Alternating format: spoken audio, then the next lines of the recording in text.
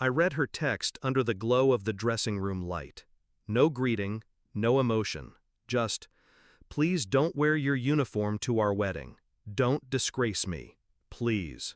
Two pleases, a contradiction in the same breath. Disgrace and desperation dressed up as etiquette. I stared at the words, didn't reply, didn't blink, just scrolled back to the last time she said please. 7 months ago, 3 a.m. A whispered apology, mascara streaked down her cheek. Please, it didn't mean anything. But betrayal always means something. She called it closure. I called it rehearsal. I looked in the mirror. White dress uniform, pressed and immaculate. 4 stars on my shoulder. Gold stripes carved in service. Wounds hidden under fabric. Scars shaped like her name. And behind me, through the half-cracked door, I heard the orchestra swell. Chairs creaked, voices hushed. The ceremony had begun, and I walked out. Straight into the aisle, into the hush, into the lie. She flinched when she saw me. Only for a second, but I saw it. The same look she gave when she came home late last September, hair damp from a shower at a friend's. The same smell, wood smoke and men's cologne, clung to her collar.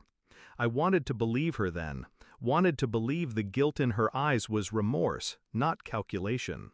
But doubt nests in silence, and silence had been our language for weeks. She stopped asking about my deployments, stopped calling me love, stopped reaching for my hand in the dark. Instead, she gave me these little gestures, half smiles, deflections, and the word tired. Tired of what? Of pretending? I looked at her on that altar, white dress, trembling hands, mouth forming a perfect smile for the guests. But not for me. Never for me. I didn't confront her then. Not after the shower. Not after the slip. I observed. Watched her thumb twitch when she lied. Watched her pause when I said his name, her coworker, the one with the broken marriage and the laugh that lingered too long in her inbox. So I started to collect, not evidence, truth. A synced backup of her phone, encrypted email access, camera footage from the driveway, her calendar entries, and finally, a message. I told him not to wear the uniform. He'll ruin everything. Sent 3 days before the wedding. To him. A reply? If he shows up in white, he's still yours on paper, not in her heart. I read that line twice, then once more, then printed it, slipped it inside my coat pocket right under my ribbons, and waited. The proof arrived a day before the ceremony. Couriered envelope, DNA test, confirming what I feared. Our daughter wasn't mine. Not by blood, not by name, just by memory. The nights I sang her to sleep, the morning she called me daddy with a voice like home. All of it, false paternity by omission. She knew, for 3 years, and still tucked her into my arms like nothing mattered. I stood in the hallway before the ceremony, handed her the envelope, didn't say a word. She opened it, color drained, lip quivered. Still, she tried to speak. "Let me—" I raised a finger. Silence. Command. Her mother's face paled beside her. The officiant cleared his throat. I watched the guests fidget in their seats, but not the men behind me. Not the 200 in uniform.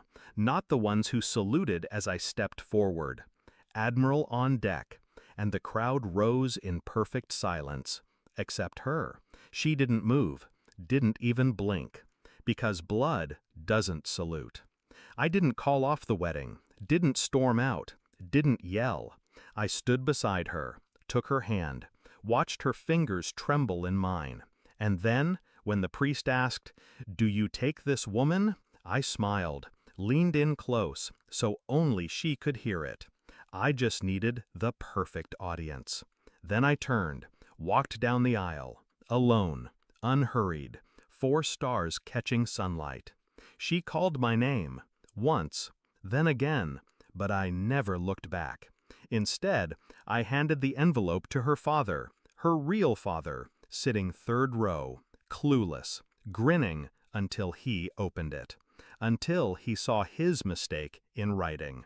The look on his face, worth every second.